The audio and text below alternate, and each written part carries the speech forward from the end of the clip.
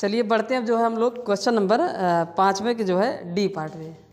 और इसमें कह रहा है कि find the minimum and maximum value of linear programming problem z equal to 3x plus 8y by graphical method under the following constants. यानी कि कुछ यहाँ पे हमारे इनइक्वलिटीज़ दिए गए हैं जिसे हम लोग कॉन्स्टेंट बोलते हैं, और उसी कॉन्स्टेंट की हेल्प से यहाँ पे एक फंक्शन है z जो कि एक लीनियर पॉलिनोमियल होता है। आप सभी को पता है कि ये लीनियर प्रोग्रामिंग का क्वेश्चन है, तो इसके मैक्सिमम और मिनिमम दोनों वैल्यू आपको निकालने हैं। तो यहाँ पे कांस्टेंट को लिख देते हैं हम, जो कांस्टेंट्स है उसे हम लिख देते हैं, ठीक है। तो यहाँ पे है जो है ये 5वें का अपना है डी पार्ट, और इसमें हमें दिया गया है जो z है जिसकी मैक्सिमम और मिनिमम वैल्यू निकालनी है वो है 3x प्लस में 8y, और 3x प्लस 8y बस इतना ही है और कुछ नहीं है। और जो हमारे कांस्टेंट हैं, कांस्टेंट ये हमारे हैं, पहला है इसमें x plus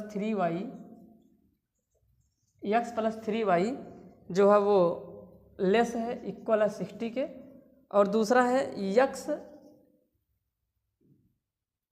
plus y is greater than or equal to 20 and x is less than or equal to y, और अगला हमारा है x is greater than or equal to 0 and y is greater than or equal to 0।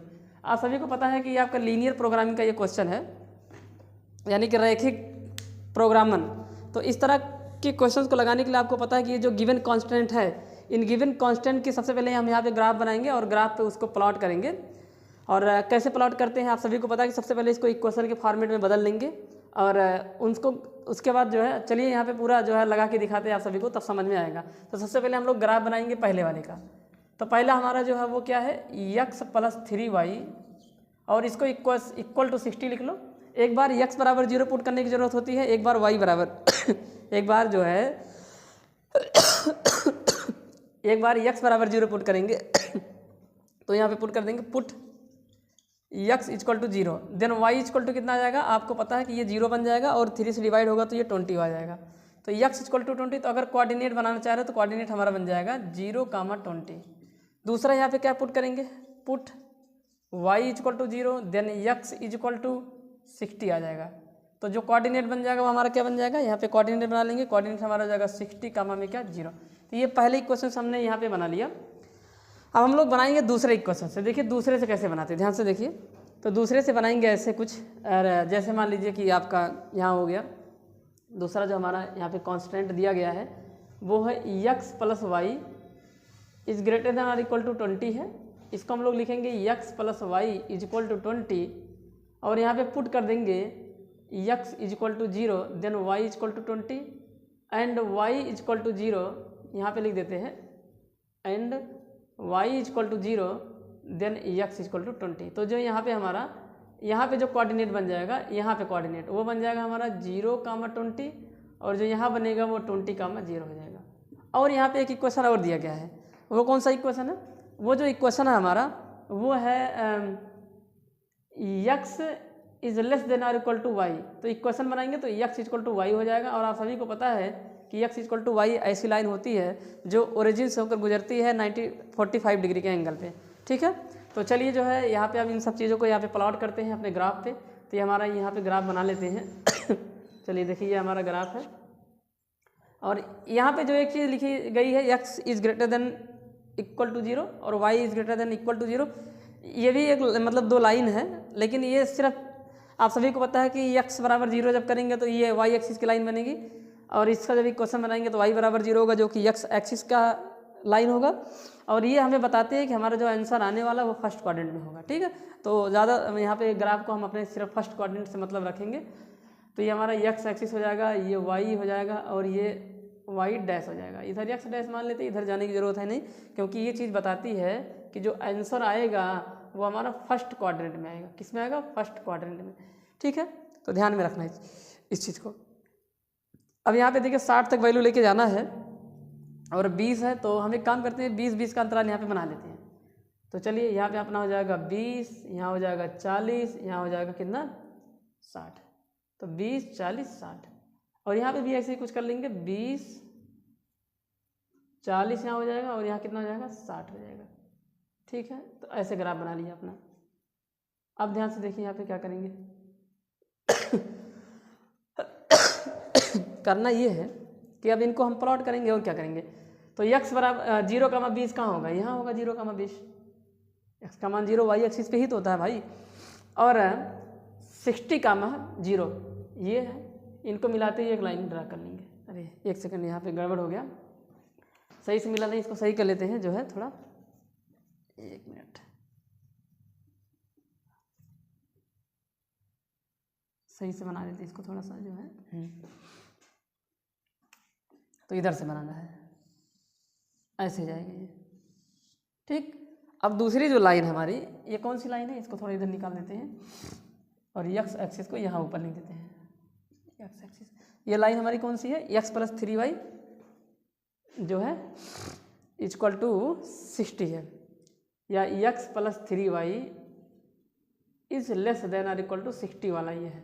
और दूसरा कौन सा है, दूसरा हमारा जो है वो ये है 0,20, यही है 0,20, और उसके बाद 20 कामा है 20,20 नहीं 20,0 होगा, यहाँ पे मिस्टेक हो गया, ये 20 क्या हो जाएगा 0, तो 20,0 ये हो जाएगा।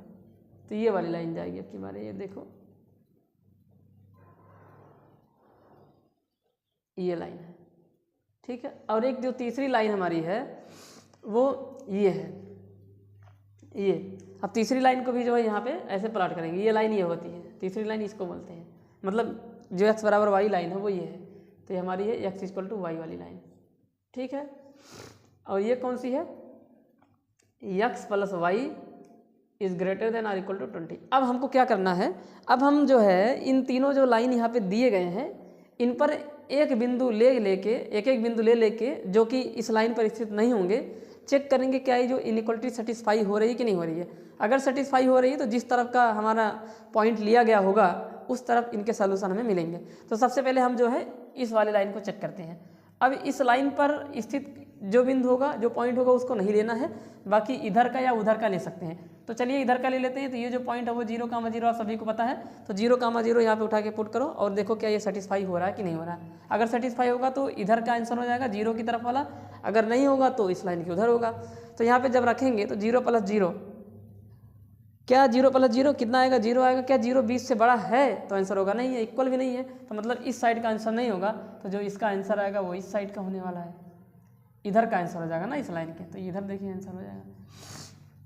यहाँ पे देखते हैं, देखिए इधर आंसर जा रहा है और यहाँ पे चेक करेंगे इस वाले में, इस पे भी 0,0 रख सकते हैं क्योंकि 0,0 इस लाइन पर नहीं लोकेटेड है, इस लाइन पे स्थित नहीं है। तो चेक कर लेते हैं। तो 0 + 0 0 आएगा। क्या 0 60 से छोटा होगा, आंसर होगा यस। तो इसका मतलब है कि ये बात सत्य हो जाएगी। तो अगर ये सही है तो हमारा आंसर इस साइड में मिल जाएगा, तो इसके इधर मिल जाएगा। अब इस लाइन पे देखिए चेक करते हैं। अब इस लाइन पे चेक करने के लिए आपको 0,0 आप इसमें नहीं रख सकते। इसके लिए क्यों नहीं रख सकते हैं, क्योंकि 0,0 इस लाइन पर स्थित है। आपको ध्यान रहे जो लाइन पर स्थित होगा उस पॉइंट को आपको नहीं रखना है, ठीक है। तो एक ऐसा पॉइंट ले लेते हैं जो इस पर नहीं है। तो जैसे ये हो जाएगा 20,0 ये पॉइंट ले लेते हैं भाई, ये वाला पॉइंट, ये 20,0 हो जाएगा। तो 20,0 रखें यहाँ पे। तो जब 20,0 रखेंगे तो ये इक्वल के साइन यहाँ पे लगा दिया। खैर इक्वल नहीं लगाएंगे यहाँ पे, x इज लेस देन यहाँ पे लिखते हैं और equal to 0, sorry x is less than equal to y। तो यहाँ पे 0, जब 20 रखोगे तो ये पॉइंट क्या है 20,0, पॉइंट क्या है 20,0। तो जब 20,0 रखोगे तो x का मान 20 है। क्या 20 y से छोटा है, तो आंसर होगा नो, बड़ा है। तो मतलब ये यहाँ पे भी ये पॉइंट जो है वो गलत, ये इनइक्वालिटी को सेटिस्फाई नहीं कर रहा है ये पॉइंट। तो मतलब इस लाइन के इधर इसका आंसर नहीं होगा। देखिए भाई 20 जो होता है वो बड़ा होता है ना, यहाँ पे क्या बता रहा है छोटा। तो मतलब और 20 किधर, इस लाइन के किधर है, 20 इस लाइन के इधर है। तो मतलब इधर इसका आंसर नहीं होगा, किधर होगा, उधर होगा आंसर। तो ध्यान से देखना आप लोग। तो इस लाइन के इधर ये है, ये हिस्सा है, ये हिस्सा है। इस लाइन के इधर चाहिए, इस लाइन देखिए इस लाइन के ऊपर चाहिए, इस वाले लाइन के इधर चाहिए, और ये जो लाइन गई है इसके इधर चाहिए। तो कुल मिला के जो हमारा आंसर होगा, हमारा जो फिजिबल एरिया होगा वो ये होगा। इसको हमें थोड़ा और बड़ा बनाना चाहिए था, हमको नहीं पता था कि ये आंसर आएगा। तो फिजिबल एरिया हमारा ये हो जाएगा कुल मिला के, समझ आ गया। तो ये जो हमारा फिजिबल एरिया है, इस वाले एरिया को हमें यहाँ पे निकालना है। देखिए ये जो एरिया है वो इस लाइन के इधर है, इस लाइन के नीचे की तरफ है, और इस लाइन के ऊपर की तरफ है, तो इसी एरिया को हमें यहाँ पे निकालना होगा। ये हमारा यहाँ जो रीजन है वो बाउंड हो रहा है, तो ये तीनों पॉइंट को हम लोग लिख लेंगे कोऑर्डिनेट को, और ये तीनों पॉइंट के जो कोऑर्डिनेट होंगे उनको हम लोग बोलते हैं कॉर्नर पॉइंट। तो चलिए नाम लिख देते हैं इसका नाम चलो यहाँ पे लिख देते हैं P, और ये हमारा हो जाएगा Q, ये हमारा हो जाएगा R। तो PQR में जो है P और Q के कोऑर्डिनेट नहीं पता है, R के हमें कोऑर्डिनेट पता है। तो कॉर्नर पॉइंट में सबसे पहले हम लोग P पॉइंट के कोऑर्डिनेट को यहाँ पे निकालेंगे। तो यहाँ पे निकाल लेते हैं कोऑर्डिनेट ऑफ पॉइंट P। क्या निकालेंगे हम लोग यहाँ पे, क्या निकालेंगे हम लोग, निकालेंगे coordinate of point P, coordinate of point P या कॉर्नर पॉइंट P के कोऑर्डिनेट कैसे निकालेंगे। तो देखिए जो P पॉइंट है वो क्या है, P पॉइंट जो है वो इस लाइन का, और कौन सी लाइन है, ये वाली जो लाइन है x + y = 20, इसका ये क्या है, इंटरसेक्शन पॉइंट है। और ये कौन सी लाइन है, यहाँ पे इसको ऐसे लिख सकते हो x = y लाइन है। तो हम लोग जो है इस वाले इक्वेशन को और इस वाले इक्वेशन को सॉल्व करके P पॉइंट के कोऑर्डिनेट को निकालेंगे, और इस वाले लाइन को और इस वाले लाइन को निकाल के इसको सॉल्व कर लेंगे। तो देखिए कैसे करना है, आपको पता है कि x = y है, तो x की जगह y रखो यहाँ पे। तो जब रखेंगे यहाँ पे लिख देंगे सॉल्विंग इक्वेशन, कौन सा इक्वेशन, ये लाइन कौन सी लाइन है, x + y = 20 and x = y, इनको सॉल्व करोगे तो x = y रखोगे तो 2y की जो वैल्यू है वो 20 के बराबर है, इम्प्लाइज दैट जो y हो जाएगी हमारी 10 हो जाएगी। तो y की वैल्यू 10 आ गई। अगर y की वैल्यू 10 है तो x की वैल्यू भी क्या होगी, 10 होगी, क्योंकि भाई दोनों बराबर हैं। ठीक है, तो यहाँ पे x की वैल्यू भी कितनी निकल के आ जाएगी हमारी, हेंस x = 10 आल्सो। तो जो हमारा Q पॉइंट P पॉइंट जो निकल के आया है, जो पॉइंट P है वो हमारा निकला है 10 कामा में कितना, 10। इसी प्रकार से हम लोग Q पॉइंट के कोऑर्डिनेट को निकालेंगे। तो यहाँ पे Q पॉइंट को भी निकालेंगे, यहाँ पे देखते हैं यहाँ पे हो जाएगा इतने में। हाँ, कॉर्नर पॉइंट ऑफ या Q पॉइंट को जो है यहाँ पे कैसे निकालेंगे, ध्यान से देखिए। तो Q पॉइंट डायरेक्ट कर दे रहे हैं यहाँ पे, कौन कौन होगा, ये वाली लाइन है देखो ना, ये लाइन और ये लाइन का इंटरसेक्शन पॉइंट है Q पॉइंट। कैसे निकालेंगे इसको, तो वही इन दोनों को सॉल्व करेंगे तो x = y इसमें रखना है, तो x की जगह पे जो है y रख देंगे, तो यहाँ पे बन जाएगा y + 3y मिला के 4y = 60, तो y बराबर कितना आ जाएगा यहाँ पे 15 आ जाएगा। तो अगर y = 15 तो x बराबर भी कितना हो जाएगा यहाँ पे 15 हो जाएगा। ठीक है, क्योंकि x और y दोनों बराबर हैं, तो यहाँ पे 15 कामा 15 आ जाएगा। और जो हमारा r पॉइंट है वो ऑलरेडी पता है, तो हमारे अब यहाँ पे एक टेबल बना लेंगे और उस टेबल में हम अपने मैक्सिमम और मिनिमम वैल्यू को निकाल लेंगे। तो यहाँ पे जो थोड़ा सा मिटाते हैं, यहाँ पे हमारा y है, तो यहाँ पे लिखेंगे कॉर्नर पॉइंट, क्या लिखेंगे यहाँ पे, कॉर्नर पॉइंट, हिंदी में बोलेंगे कोणीय बिंदु। और अपना जो ऑब्जेक्टिव फंक्शन है z = कितना भाई, z = 3x + 8y, 3x plus में कितना है 8y। अब यहाँ पे वैल्यू रख देंगे अपने कॉर्नर पॉइंट को। तो कौन कौन से कॉर्नर पॉइंट हमारे आए हैं, तो एक आया हमारा P, एक आया है Q और एक आया है R। P पॉइंट कौन से हैं, हमारा जो P पॉइंट है वो है ये जो कि निकला है 10 कामा 10। Q पॉइंट कौन सा है 15 कामा 15, और जो R पॉइंट है वो है 0 कामा 20। चलिए भाई रख लें यहाँ पे। तो Z = तो जब यहाँ पे रखोगे 10 कामा 10, तो 10 10 रखो, x का मान भी 10, तो ये 30 हो जाएगा, ये 80 हो जाएगा, और 80 30 से हो जाता है 110।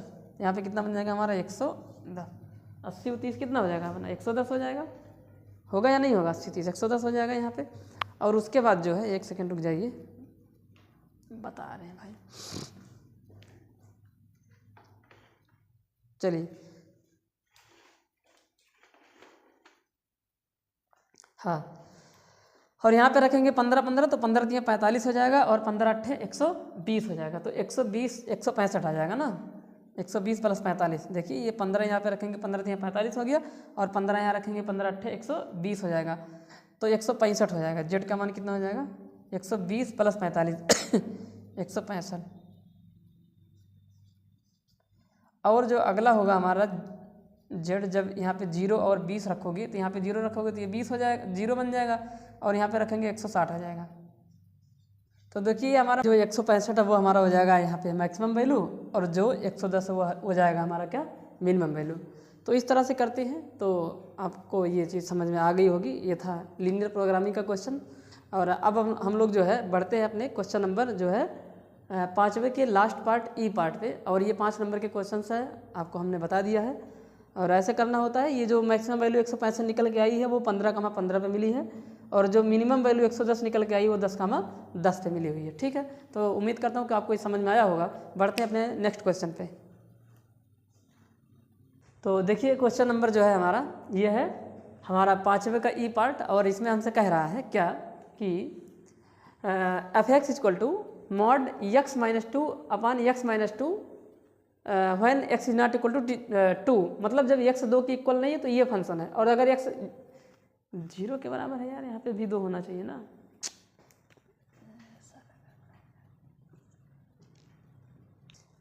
तो हाँ, अगर कोई भी function x equal to 2, x equal to मतलब x के किसी वैल्यू पर, तो अगर कोई भी फंक्शन x की किसी वैल्यू पर कॉन्टिन्यूस नहीं है तो वो डिफरेंशिएबल भी नहीं होगा। ठीक है, ये बात आपको समझ में आ रहा है। लेकिन अगर किसी x की वैल्यू पर वो कॉन्टिन्यूस है तो वो डिफरेंशिएबल भी हो जाए ऐसा ज़रूरी नहीं है। तो आपको ये ध्यान में रखना होगा कि अगर कोई भी फंक्शन किसी x की वैल्यू पर कॉन्टिन्यूस हो रहा है तो वो उसी x की वैल्यू पर डिफरेंशिएबल भी हो ऐसा ज़रूरी नहीं है, ये ध्यान में रखना है। हाँ, लेकिन अगर कॉन्टिन्यूस नहीं होगा तो डिफरेंशिएबल भी नहीं होगा।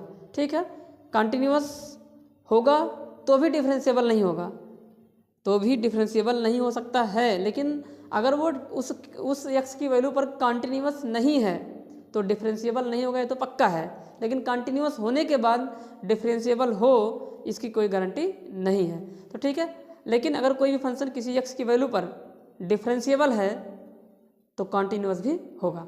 ठीक है, तो इस बात को आपको ध्यान में रखना होगा।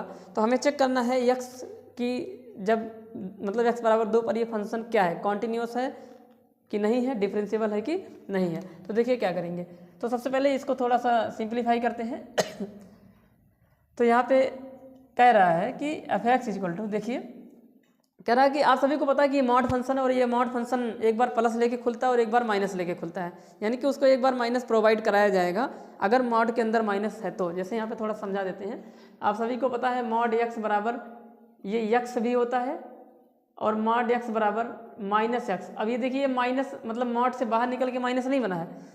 अगर ये x पॉजिटिव हो जाएगा, अगर ये पता हो कि मॉड के अंदर की वैल्यू पॉजिटिव है तो मॉड सीधे बाहर आ जाता है। लेकिन अगर ये पता हो कि मॉड के अंदर निगेटिव है तो उसको एक निगेटिव प्रोवाइड किया जाएगा। ये जो निगेटिव हो प्रोवाइडेड निगेटिव है। क्या है? Provided negative. ठीक है, तो ध्यान में आपको रखना होगा। तो लेकिन ये केस तब होगा जब x 0 से छोटा होगा, यानी कि निगेटिव होगा। ठीक है, तो ये जो निगेटिव की साइन यहाँ पे हमने दिया है, इसको ये इसलिए दिया है ताकि जो निगेटिव x है ये निगेटिव उसको क्या कर दे, पॉजिटिव कर दे, क्योंकि x एक वेरिएबल होता है, उसके बारे में कोई आइडिया नहीं होता है वो पॉजिटिव है कि निगेटिव है। तो यहाँ पे भी कुछ ऐसा ही लेके चलेंगे। तो देखिए कह रहा है कि जब x जो है वो 2 के इक्वल नहीं है तो फिर क्या होगा, या तो x 2 से बड़ा होगा या तो x 2 से छोटा होगा। तो जब x 2 से बड़ा होगा तो मॉड के अंदर कैसा आएगा, हमको ये पता करना होता है मॉड के अंदर पॉजिटिव है कि निगेटिव। पॉजिटिव होगा तो सीधे बाहर, निगेटिव होगा तो एक माइनस दिया जाएगा। तो जब x 2 से बड़ा होगा तो 2 से बड़ा होगा तो 2 से बड़े में से 2 को घटाओगे तो पॉजिटिव आएगा, तो मतलब मॉड पॉजिटिव है। तो जब पॉजिटिव होगा तो सीधे बाहर आएगा, तो x - 2 अपान में x - 2, तो ये कट के कितना बन जाएगा, 1 बन जाएगा। यानी कि जब x is greater than 2 then f(x) equal to 1। अब ये हमारा f(x) हो जाएगा। ठीक है, दूसरा अब x जब 2 से छोटा होगा तो मॉड के अंदर निगेटिव आ जाएगा, और जैसे ही निगेटिव आ जाएगा तो ये निगेटिव लेके खुलेगा, तो यहाँ पे आ जाएगा x - 2 और नीचे कितना हो जाएगा x - 2, और जब ये कटेगा तो ये -1 के बराबर है। और तीसरा x बराबर 2 पर जो फंक्शन की वैल्यू है वो 0 के बराबर है। तो आप लोग यहीं से देख लीजिए कि जब LHL निकालने जाओगे तो फंक्शन कांस्टेंट फंक्शन बन गया ना ये, और कांस्टेंट फंक्शन में जो x की वैल्यू कहीं रखने की जगह ही नहीं होती है, यानी कि यहाँ पे LHL का मान -1 आएगा, RHL का मान 1 आ जाएगा। इसका मतलब है कि x बराबर 2 पर ये जो फंक्शन है वो कॉन्टिन्यूस नहीं है, तो डिफरेंशिएबल भी नहीं होगा। ठीक है, लेकिन इसको मैथमेटिकली करना है, तो यहाँ पे ध्यान से देखिए। तो निकालेंगे LHL। क्या निकालेंगे, यल एच एल। लाइन खींच देते हैं एक बार, यहाँ पे दिखा देते हैं कि ये हमारा 2 है ठीक, x बराबर ये क्या है 2 है, इधर 2 से बड़े नंबर है, जब भी 2 से बड़ा होगा तो f(x) का मान कितना आ जाएगा, देखिए 1 आ जाएगा, और जब 2 से छोटा होगा इस साइड में मतलब, तो जो f(x) होगा वो हमारा हो जाएगा -1, और जब 2 के बराबर होगा, x 2 होगा तो f(x) का मान 0 के बराबर होगा। तो LHL निकालेंगे तो लिखेंगे limit x tend to 2 negative लगाने से LHL निकलता है, आपको पता है, और f(x) equal to limit x tend to 2 negative f(x) है कितना निगेटिव, मतलब 2 के बाएं से, तो जब 2 के बाएं से आएंगे तो 2 से छोटे नंबर मिलेंगे, और जब भी x 2 से छोटा होगा तो फंक्शन हमारा f(x) इक्वल टू -1 हो जाएगा। तो इस f(x) की जगह पे -1 रख देंगे, चूँकि ये जो हमारा है कांस्टेंट फंक्शन है इसलिए इसकी वैल्यू -1 के बराबर आ जाएगी। अगला निकालेंगे RHL, क्या निकालेंगे RHL, यानी कि राइट हैंड लिमिट। तो limit x tend to 2 positive f(x) का मतलब ये हो जाएगा कि x की तरफ दाएं से आ रहे हैं तो 2 से बड़े नंबर मिलेंगे, मतलब x जो है वो x बराबर जो 2 है, यानी कि 2 की दाएं से आ रहे हैं तो 2 से बड़ा नंबर मिलेगा, तो जब भी 2 से बड़ा होता है तो f(x) 1 के बराबर होगा, तो जो हमारा राइट हैंड लिमिट आ जाएगा वो 1 के बराबर आ जाएगा। अब हमें आगे निकालने की ज़रूरत नहीं है, यहाँ पे लिख देंगे b cos LHL is not equal to RHL, hence at, यहाँ पे लिख देंगे at x equal to 2, hence at x equal to 2 function is, एक बार देख लेते हैं नीचे दिख रहा है कि नहीं, ठीक है दिखाई दे रहा है, लिख देते हैं hence at x equal to 2 function is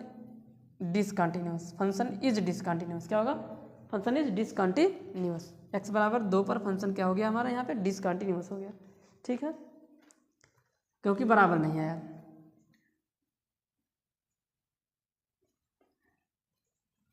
अगर डिसकंटिन्यूस x बराबर 2 पर तो डिफरेंशिएबल भी नहीं होगा, नॉट डिफरेंशिएबल होगा, क्यों, क्योंकि डिसकंटिन्यूस होने पर नॉट डिफरेंशिएबल होगा ये पक्का है, लेकिन कॉन्टिन्यूस होने पर नॉट डिफरेंशिएबल हो ये श्योर नहीं है, डिफरेंशिएबल भी हो सकता है और नॉट डिफरेंशिएबल भी हो सकता है, ठीक है। तो यहाँ पे लिख देंगे सो, यहाँ पे लिख देते हैं, लिखेंगे because at x equal to 2 f(x) is discontinuous then by theorem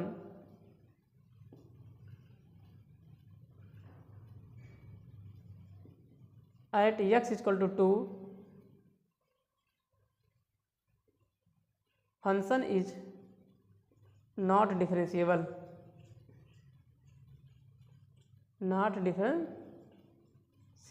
also. तो ये ध्यान में आपको रखना है, ठीक है।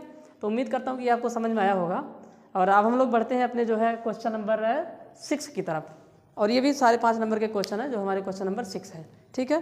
तो बढ़ते हैं क्वेश्चन नंबर 6 की तरफ। तो क्वेश्चन नंबर 6 का जो ए पार्ट है उसमें हमसे कह रहा है, क्या कह रहा है, हाँ इसमें तो सबसे पहले तो सारे पार्ट करने हैं, और ये 5 नंबर के क्वेश्चन है। सबसे पहले जो ए पार्ट है उसमें कह रहा है कि solve the differential equation x + 3y² dy/dx is equal to y। तो ये है सरल क्वेश्चन है, ये 6 नंबर मतलब 5 नंबर का ये क्वेश्चन है। कह रहा है कि x + 3y का जो है स्क्वायर है, और यहाँ पे है dy/dx, और ये जो हमारा है वो y के बराबर है। तो हमें इस डिफरेंशियल इक्वेशन को सॉल्व करना है, ये एक डिफरेंशियल इक्वेशन है, यानी कि सॉल्व करना है, सॉल्व द डी मतलब डिफरेंशियल इक्वेशन। तो बहुत ही आसान क्वेश्चन है, ध्यान से देखिए। अब ऐसे क्वेश्चन में क्या करना होगा, 2 प्रकार के सॉल्यूशन होते हैं, आपको पता है, general solution, specific solution. General solution ही निकल पाएगा, क्योंकि स्पेसिफिक सॉल्यूशन निकालने के लिए वहाँ पे x बराबर समथिंग एंड y बराबर समथिंग की कुछ कंडीशंस गिवन होनी चाहिए, जो कि दिया नहीं है। तो क्या करेंगे, ध्यान से सुनिए। तो सबसे पहले इसको सॉल्व करते हैं। तो इसका जो सॉल्यूशन पार्ट है देखिए, अब इसमें करते ही है कि ये दिख रहा है कि लीनियर डिफरेंशियल इक्वेशन का ये क्वेश्चन है, ठीक है। तो लीनियर डिफरेंशियल इक्वेशन का जो फॉर्मेट होता हमने अपने 2024 के EX वाले सेट में बताया है, 2-3 जगह बताया है, तो आप लोग वहाँ से देख लेंगे। इसको हम डायरेक्ट यहाँ पे कर दे रहे हैं। तो ये क्या बन जाएगा हमारा यहाँ पे तो हमको देखिए यहाँ पे दो कंडीशन हमारे पास हो सकते हैं। अगर इसको यहीं रखेंगे तो ये उधर जाएगा, हमको इसको इधर लेके आना ताकि हम इसको सेपरेट कर सकें। अकेले रहेगा तो सेपरेट हो जाएगा, तो यहाँ से हो जाएगा डी वाई अपान में डी एक्स, नहीं उल्टा हो जाएगा। देखिए क्या है, ध्यान से सुनिए, वाई को ले आएंगे इधर, वाई को ले आएंगे इसके पास ताकि सेपरेट करने में कोई दिक्कत ना हो। तो मतलब x प्लस 3y का स्क्वायर और अपान में कितना y इज इक्वल टू, ये उधर चला जाएगा, जब वो उधर जाएगा तो dx और अपान में कितना बन जाएगा dy। अब सेपरेट कर देंगे x अपान y प्लस में, जब सेपरेट करेंगे यहाँ आ जाएगा 3y स्क्वायर अपान में y is equal to dx upon में कितना dy। तो देखिए यहाँ से y से y कट जाएगा, तो x अपान में y प्लस में 3y is equal to dx upon में dy, ये हो जाएगा। यहाँ तक समझ में आ रहा है आपको। अब क्या करेंगे, इस टर्म को उठा के उधर लेके जाएंगे तो ये बन जाएगा हमारा, देखो इसको सही करके लिख देते हैं, dx अपान में dy, ये उधर जाएगा मतलब इसके पास गया तो यहाँ आया x अपान y और बराबर में क्या बचा अपना 3y बचा। देखिए 3y इधर अभी नजर आएगा ना आपको, ये पूरा पलट दी है, मतलब ऐसे कर दिया। देखिए अगले स्टेप में हम क्या लिख देंगे इसको, अगले स्टेप में लिख देंगे यहाँ पे 3y is equal to dx upon में dy और माइनस में x अपान में क्या y। तो अब इसको पूरा पलट के ऐसे लिख दिया, तो ये हमारा बन चुका है लीनियर डिफरेंशियल इक्वेशन का ये फॉर्मेट, ठीक है। और अगर आपको थोड़ा दिक्कत हो रही तो इसको ऐसे भी लिख सकते हो, और इसी चीज़ को ऐसे लिख दिया जाएगा, एकदम फॉर्मेट बना दे रहे हैं, dx अपान में dy, प्लस की साइन होती है आपको पता है, और यहाँ पे लिख दो माइनस में जो है 1 अपान y, और यहाँ पे हो जाएगा x is equal to 3y ही बचाना भाई, y से y कट चुका, 3y ही बचा। तो ये जो फॉर्मेट होता है ये होता है लीनियर डिफरेंशियल इक्वेशन। यहाँ से कंपेयर कर लेंगे तो यहाँ पे लिख देंगे कंपेयरिंग गिवन डी और कंपेयरिंग dx अपान में dy प्लस में px, देखिए यहाँ पे अगर x है तो ऊपर भी x होना चाहिए, और इक्वल टू q। तो जब यहाँ से कंपेयर करेंगे ना, तो कंपेयर जब यहाँ से किया जाएगा तो जो p का मान है, जो x का गुणांक होगा वो p होगा, यहाँ पे कितना माइनस में 1 अपान y है, तो जो हमारा p होगा p, तो ये p हमारा हो जाएगा माइनस में 1 अपान y के, और जो हमारा q होगा वो 3y हो जाएगा।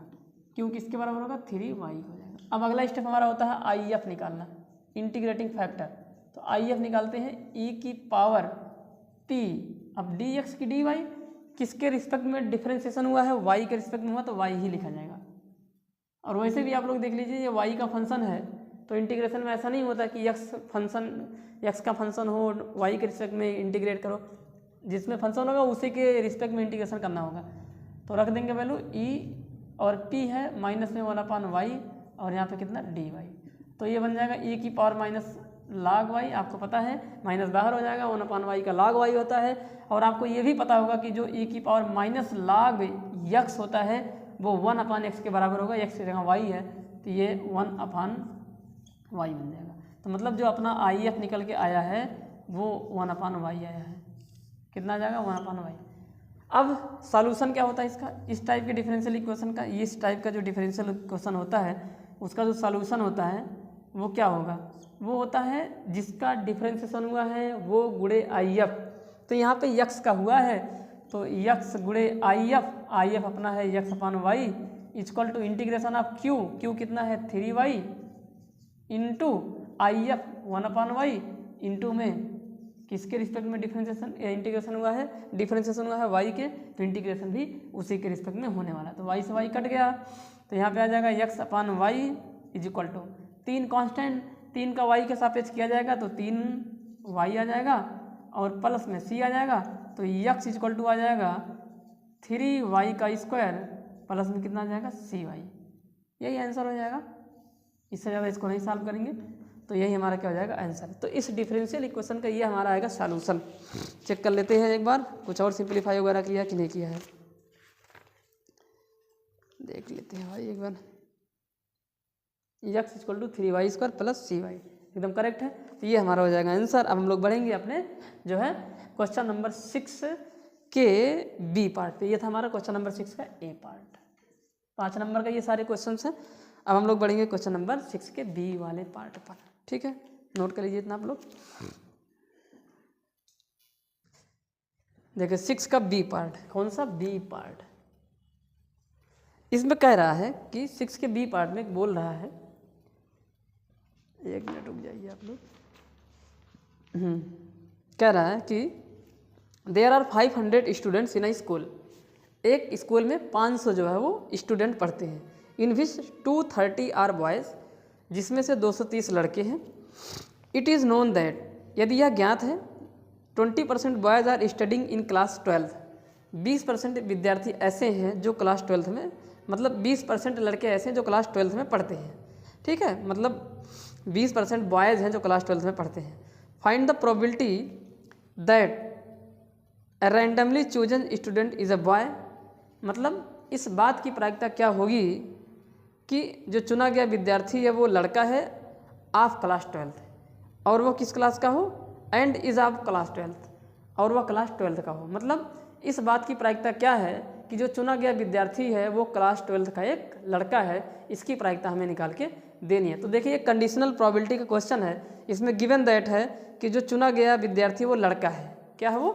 लड़का है। देखो कहना ना, find the probability that randomly chosen student is a boy, चुना गया लड़का क्या, चुना गया विद्यार्थी क्या है, एक लड़का है। यदि आप ये बात पता है, अब आपको पता है कि कंडीशनल प्रोबेबिलिटी जो probability of E by F होता है, उसमें जो एफ इवेंट होता है वो गिवन इवेंट होता है, यानी कि जो इवेंट दिया गया है वही हमारा होता है गिवन इवेंट, और उसको एफ से दिखाते हैं। ठीक है, एक बार हिंदी में क्वेश्चन को रीड कर दे रहे हैं। इसमें कह रहा है कि एक विद्यालय में 500 विद्यार्थी हैं, जिनमें से 230 लड़के हैं। यदि यह ज्ञात है कि 20% लड़के कक्षा 12 में पढ़ते हैं, एक यदृच्छा चुना गया विद्यार्थी लड़का है। कह रहा है कि एक यदृच्छा चुना गया जो विद्यार्थी वो लड़का है, यानी कि chosen student is a boy, चुना गया विद्यार्थी एक लड़का है, ये घटना हमको दी गई है, और दी गई घटना को एफ से दिखाते हैं, और जिस घटना की प्रायिकता निकालनी होगी, जिस इवेंट की प्रोबेबिलिटी फाइंड आउट करनी होती है, उसको ई से दिखाते हैं। ठीक है, तो आगे कह रहा है कि और क्लास, कह रहा है कि यदि चुना गया विद्यार्थी लड़का है और कक्षा 12 में पढ़ता है तो उसकी प्रायिकता क्या होगी, यानी कि क्लास 12 में पढ़ता है, इस बात की प्रोबेबिलिटी क्या होगी कि जो स्टूडेंट है वो क्लास 12 में पढ़ता है। तो यहाँ पे दो घटनाएं मानते हैं, आप सभी को पता है कि ये कंडीशनल प्रोबेबिलिटी का क्वेश्चन है, जो कि होता है probability of E by F, and probability of E by F is equal to probability of E intersection F upon probability of F. ये होता है, इसमें जो ई इवेंट होता है वो जो हमें निकालना है, जिसकी प्रायिकता ज्ञात करनी है, इवेंट ई, और जो इवेंट एफ होता है वो गिवन इवेंट होता है। कौन सा? एफ इवेंट गिवन होगा। तो क्या दिया यहाँ पे? दिया ये है कि हाँ, हमको जो है एक लड़का चुनना है। ठीक है, चुना गया विद्यार्थी लड़का है, यानी कि यहाँ पे लिख देंगे event F equal to chosen student is a boy, student is a boy, चुना गया विद्यार्थी एक लड़का है, और जो है हमें प्रोबेबिलिटी किस चीज़ की निकालनी है कि वो क्लास 12 में पढ़ता है। क्या है? क्लास 12 में वो पढ़ता है। ठीक है, स्टूडेंट स्टडी इन क्लास 12। ठीक है, तो अब टोटल जो 500 बच्चे हैं, यहाँ पे थोड़ा सा समझा देते हैं आप सभी को कि टोटल स्कूल में कितने बच्चे हैं भैया, 500 बच्चे हैं। लड़के कितने उसमें हैं और लड़कियाँ कितनी हैं? तो लड़के जो हैं वहाँ पे हमारे हैं 230 लड़के हैं, 230 लड़के होंगे, ये हमारे बॉयज़ हो जाएंगे। तो गर्ल्स कितनी हो जाएंगी? तो बॉयज़ अगर 230 हैं तो गर्ल्स कितनी होंगी? हमको गर्ल्स से हालांकि यहाँ पे कोई मतलब है नहीं, तो 230 बॉयज़ हो जाएंगे। आगे क्वेश्चन में कह रहा है कि 20% boys are read in class 12, तो 20% लड़के ऐसे हैं जो क्लास 12 में पढ़ते हैं। तो बॉयज़ ऑफ क्लास 12,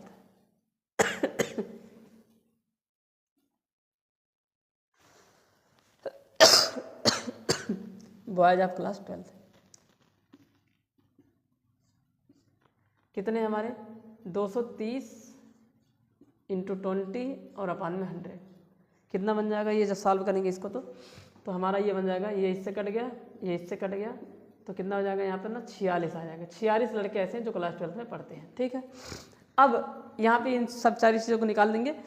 तो देखिए यहाँ पे क्या रहेगा, यहाँ पे हमको निकालना पड़ेगा क्या, chosen student is a boy, चुना गया विद्यार्थी एक लड़का है। तो लड़के कितने टोटल? 230 है। ठीक है, तो 230 हो जाएगा नीचे अपना भी जब करेंगे। ठीक है, अब हमें निकालना पड़ेगा ई इंटरसेक्शन एफ। तो ई इंटरसेक्शन एफ का मतलब होगा जो कॉमन चीज़ें होती हैं। तो देखिए इसमें कॉमन क्या है, इसमें कह रहा है कि स्टूडेंट जो होना चाहिए वो क्लास 12th में पढ़ना चाहिए, और दूसरा होना चाहिए क्या, वो बॉय होना चाहिए। अब ध्यान से देखें दोनों में कॉमन बात क्या है, यहाँ पे क्लास 12th के स्टूडेंट की बात चल रही है। अब वो लड़का भी हो सकता है और लड़की भी हो सकता है, पर यहाँ पे क्या चाहिए, हमको लड़का चाहिए। तो लड़का यहाँ पे भी कॉमन है और लड़का यहाँ पे भी कॉमन है, एक चीज़, यानी कि लड़का दोनों जगह कॉमन होना चाहिए। देखिए भाई कह रहा है कि student study in class 12th, मतलब जिस विद्यार्थी को चुनना है वो क्लास 12th में पढ़ता है, और लड़की भी हो सकती है और लड़का भी हो सकता है। लेकिन वहाँ पे कह रहा है कि ये बात पता है कि जो चुना गया विद्यार्थी वो लड़का है, तो कॉमन चीज़ क्या होगी कि यहाँ पे लड़का चाहिए, वहाँ से भी लड़का उठाना है, तो ये कॉमन हो गया। दूसरी चीज़ अब कह रहा है कि chosen student is a boy, चुना गया विद्यार्थी लड़का है, अब 12th में ही पढ़ता हो ये ज़रूरी नहीं है। लेकिन अब देखिए लड़का जो है वो अब स्कूल जो अगर 6 क्लास से होगा तो 6, 7, 8 सब में लड़के होंगे, तो दोनों में कॉमन चीज़ ये है कि अब यहाँ पे देखिए 12th मतलब जो 12th में पढ़ने वाला होगा वो लड़का हमको चाहिए, क्योंकि 12th में पढ़ता हो लड़का हो, तो 12th में यहाँ पे भी होगा। भाई ये सारे लड़कों की बात किया जा रहा है इसमें ना, तो अगर यहाँ पे सारे लड़कों की बात चल रही है तो 12th का भी लड़का इसमें होगा, तो कॉमन चीज़ क्या होगी, 12th का लड़का होना चाहिए, 12th का होना चाहिए और लड़का होना चाहिए, ये कॉमन चीज़ हो गई। तो जो ई इंटरसेक्शन एफ होगा वो 12th का भी होना चाहिए और लड़का भी होना चाहिए। तो ठीक है, तो 12th का है और लड़का है, तो कितने लड़के हैं 12th में, देखिए 46 लड़के हो जाएंगे। तो यहाँ पे आ जाएगा अपना जो है नंबर ऑफ एलिमेंट, यहाँ पे कह सकते हैं। ठीक है, यहाँ पे एन ई इंटरसेक्शन एफ 46 के बराबर होगा, और जो अपना एन एफ होगा वो हमारा हो जाएगा chosen student is a boy, चुना गया जो विद्यार्थी वो लड़का है, लड़के कितने हैं 230 है। ठीक है, तो यहाँ पे हम निकाल लेंगे सीधा probability of E by F is equal to, उस फार्मूले में रख देंगे, तो इंटरसेक्शन की वैल्यू 46 के बराबर है, और अपान यानी आप विद्यार्थी होना चाहिए, कितने विद्यार्थी जो वो लड़का होना चाहिए, कितने लड़के हैं 230, टोटल नीचे आ जाएगा। यहाँ पे देखिए प्रोबेबिलिटी का फार्मूला आप सभी को पता है, एन एस कट जाएगा, यहाँ पे लिख देंगे एन ई इंटरसेक्शन एफ अपान एन एस ना, यही होता ना, अपान एन एफ अपान एन एस, तो एन एस कैंसिल, तो एन ई इंटरसेक्शन एफ आता है, तो इसलिए वो डायरेक्ट हो जाएगा। जब इसको काट दोगे 23 से काट दो, 23 दूना 46, 23 के 23 10 आ जाएगा, और 2 से काटोगे 2 1 के 2 2 5 10, तो 1/5 आ जाएगा, तो 1/5 प्रोबेबिलिटी हो जाएगी। ठीक है, आंसर इसका होगा। लेकिन ध्यान एक बार यहाँ पे फिर से आप सभी को बता देते हैं इंटरसेक्शन को कैसे यहाँ पे लिखोगे। कह रहा है कि स्टूडेंट जो है ई इवेंट क्या है, ई और एफ का कॉमन चाहिए हमको ना, यहाँ पे बोल रहा है student study in class 12th, यानी कि विद्यार्थी क्लास 12th में पढ़ता है। अब 12th में पढ़ने वाले लड़के भी हो सकते हैं और लड़कियाँ भी हो सकती हैं। ठीक है, यहाँ पे दोनों चीज़ें हैं, यहाँ पे बॉयज़ भी होगा, देखिए यहाँ पे लिख देंगे, यहाँ पे बॉयज़ भी हो सकता है और गर्ल्स भी हो सकती हैं। और यहाँ पे देखिए क्या कह रहा है कि chosen student is a boy, तो यहाँ पे बॉय है, और यहाँ पे कई सारे हैं, 6 के भी हो सकते हैं, 7th क्लास के भी हो सकते हैं, 8th के भी हो सकते हैं, इसी में 12th के भी हैं, लेकिन यहाँ पे ऊपर खाली 12th के हैं, तो दोनों में कॉमन देखिए, यहाँ 12th लिखा है, ये 12th का है, ये है, तो ये कॉमन हो गया। यहाँ बॉयज़ लिखा है, ये बॉयज़ है, तो 12th का भी होना चाहिए, बॉयज़ होना चाहिए, ये हमारा इंटरसेक्शन पॉइंट है। तो 12th के बॉयज़ हैं कितने, 46 है, तो इसी वजह से इसमें हमारे 46 जो है बच्चे निकल के आ रहे हैं। तो इस तरह से यहाँ पे करना होता है। उम्मीद करता हूँ कि आपको ये समझ में आया होगा। अब हम लोग बढ़ते हैं अपने क्वेश्चन नंबर 6 के सी पार्ट पे। ठीक है, इसको आप लोग नोट डाउन कर लीजिए।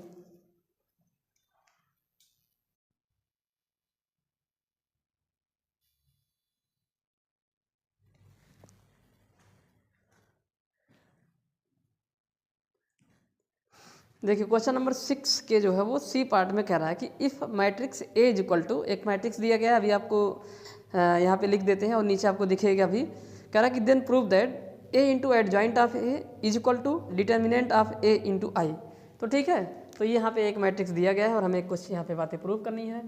तो मैट्रिक्स ए है जो दिया गया है, क्या है, 1 3 3, फिर उसके बाद कितना 1 4 3, उसके बाद है 1 3 4। अब हमें प्रूफ क्या करना है, टू प्रूफ। हमें सिद्ध करना है A into adjoint of A is equal to determinant of A into में कितना आई, और आई एक आइडेंटिटी मैट्रिक्स होगा, और आइडेंटिटी मैट्रिक्स उसे कहते हैं जिसमें डायगोनल एलिमेंट को छोड़ के सारे अवयव सारे एलिमेंट जीरो होते हैं। कितने ऑर्डर का बनेगा, जितने ऑर्डर का हमारा ये ए मैट्रिक्स दिया गया है। तो एडजॉइंट निकालना है, डिटर्मिनेंट की वैल्यू निकालनी है, तो कैसे निकलता है आप ध्यान से देखिए। अब सबसे पहले तो ये सारी चीज़ें निकल जाएंगी। कोफैक्टर्स कैसे निकलते हैं, एडजॉइंट कैसे निकलता है, ये हमने पिछले EX वाले सेट में इन्वर्स निकालने में बताया है। कौन से वाले में बताए हैं, कायदे से अगर मतलब अच्छे से उसको आपको देखना है तो 2024 का जो हमारा सेट नंबर 1 है EX, उसमें आप लोग जाके देखेंगे तो डिटेल से बताएं कि एडजॉइंट वगैरह कैसे निकाला जाता है। तो फिलहाल यहाँ पे भी आपको एक बार बताएंगे ज़रूर, ठीक है। तो सबसे पहले हम लोग क्या करेंगे, एडजॉइंट का निकालेंगे। सबसे पहले डिटर्मिनेंट की वैल्यू निकालेंगे।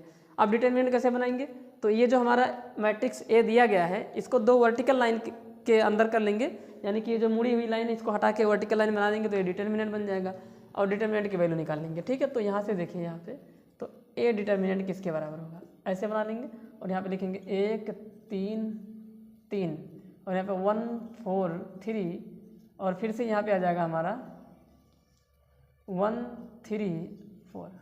तो यहाँ पे जो है अब हम लोग ना इसको कॉलम C1 के, या चलो ठीक है यार बताओ कितना आएगा वैल्यू, सीधा कर सकते हैं, यहाँ पे छोटे छोटे नंबर है तो 1 को ढकेंगे, ये 4 चौक 16 हो जाएगा, 3 3 त्रिक्का 9 हो जाएगा, तो 1 का हो जाएगा 16 माइनस में कितना 9, फिर ये माइनस से खुलेगा 3 आ जाएगा, और 3 जब हो जाएगा तो ये जाएगा, ये जाएगा, ये बचेगा, 4 1 के 4 हो गया, माइनस 3 1 के 3 हो गया, ठीक है, गलत तो नहीं हो रहा भाई, ठीक है, प्लस में 3 आ जाएगा यहाँ से, और इसको ओपन करोगे तो ये गया इधर, 3 1 के 3 हुआ, और माइनस में 4 हो जाएगा, तो कुल मिला के कितना आ जाएगा, 16 में से 9 जाएगा, कितना आ जाएगा 9 7 16 7 आ जाएगा, और ये 4 में से 3 गया 1, इससे मल्टीप्लाई होगा तो माइनस में 3 आ जाएगा, और 3 में से 4 गया -1 का इसमें कराएंगे तो माइनस में 3 आ गया, तो 7 माइनस में 6 तो बराबर कितना आ गया 1। तो डिटर्मिनेंट ए की जो वैल्यू है 1 के बराबर है। अब हम लोग निकालेंगे एडजॉइंट ऑफ। आप सभी को पता है कि एडजॉइंट क्या होता है, कि किसी भी डिटर्मिनेंट के कोफैक्टर से जो एक मैट्रिक्स बनाते हैं उस मैट्रिक्स का जो ट्रांसपोज ले लेते हैं तो जो मैट्रिक्स बनकर आता है उसी को हम लोग क्या बोलते हैं, उसी मैट्रिक्स को हम लोग एडजॉइंट ऑफ मैट्रिक्स ए कहते हैं।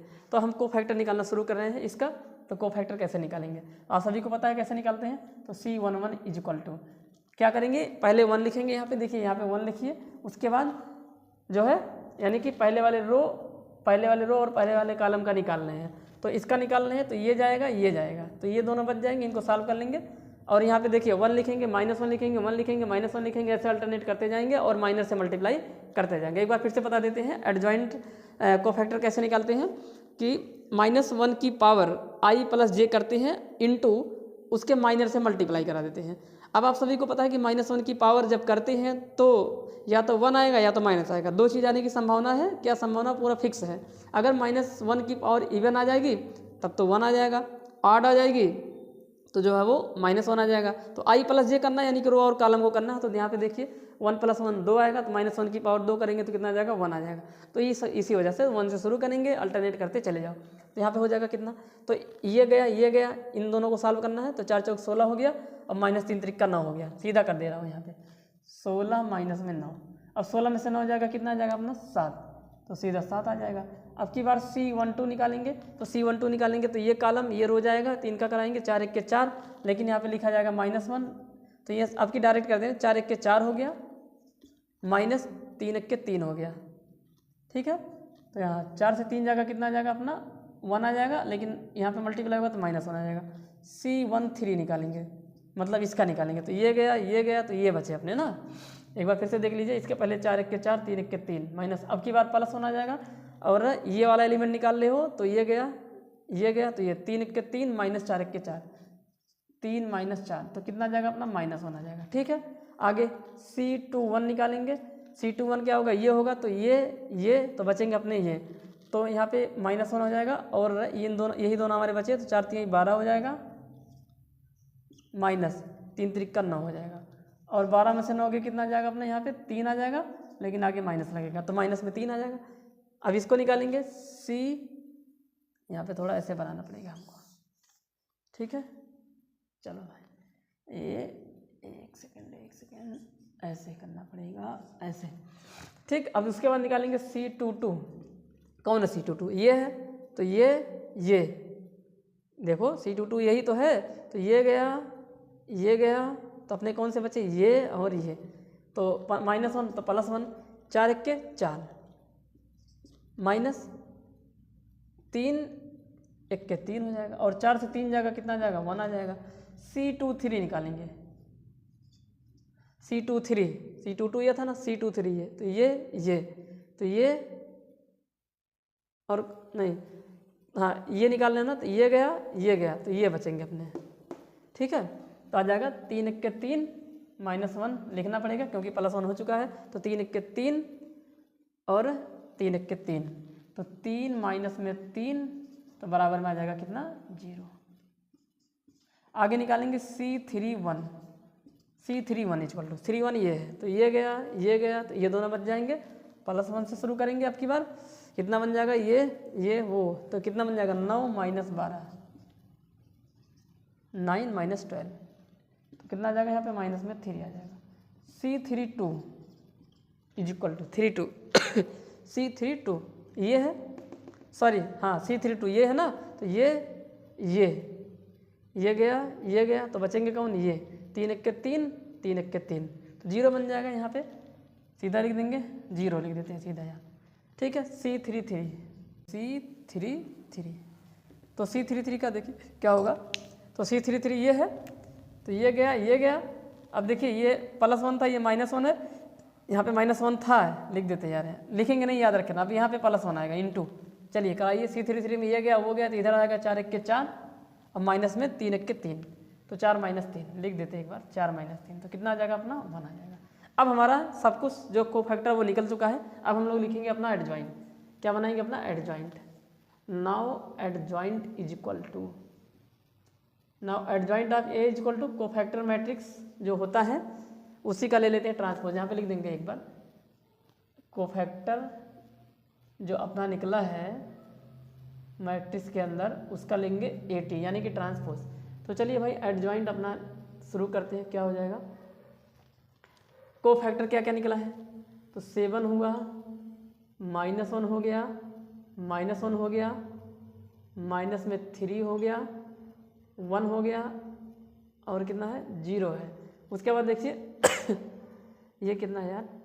3 है, तो ये अपना -3 है। तो यहाँ पे -3 0 1, तो ये हमारा निकला एडजॉइंट, और इसका ले लेंगे T AT। तो एडजॉइंट क्या निकला अपना? तो adjoint of A is equal to transpose जब भी लेते हैं आपको पता है कि रो का कॉलम और कॉलम का रो कर देते हैं। तो यहाँ पर आ जाएगा 7 -1 -1, माइनस में 3 1 0, फिर माइनस में 3 0, और कितना? 1। अब इस वैल्यू को मतलब सारी वैल्यू को उठा के यहाँ पर रख देंगे। तो यहाँ पर रख देंगे नाउ पुट ऑल वैल्यूज, सारी वैल्यू के यहाँ पे पुट करेंगे हम लोग। देखिए कैसे करते हैं सारी वैल्यूज को पुट। 1 मिनट जो है थोड़ा सा इंक डाल लेते हैं। सारी वैल्यू को जो है पुट करना और कुछ नहीं बचा, ठीक है।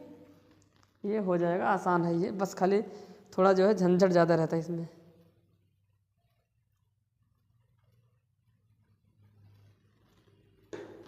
देखिए कैसे करते हैं।